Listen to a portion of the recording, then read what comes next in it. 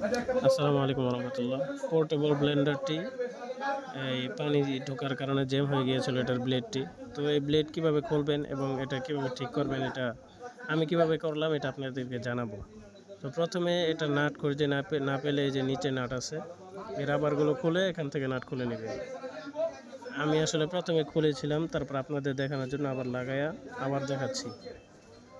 এই নাট এভাবে খোলার পরে আপনার ভিতরে আরও 3টা নাট আছে, ওইগুলো খুললে তারপর আপনি পুরোটা খুলতে পারবেন। তো এটা আসলে এই সমস্ত পোর্টেবল ব্লেন্ডার যেগুলো ছোট আছে, এগুলা মূলত কিছু গুঁড়া করার জন্য। এগুলোতে আপনি পানি বা তরল কোনো কিছু ব্লেন্ড করতে পারবেন না।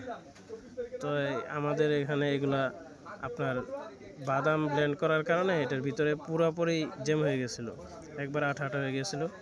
তো ব্লেডটা কীভাবে খুলবেন আমি দেখাচ্ছি। এই যে ব্লেড এক হাতে ধরবেন আর এক হাতে এই নাট সিস্টেম আছে, নাটের মতো এটা ঘুরাবেন, তাহলে ব্লেড খুলে যাবে।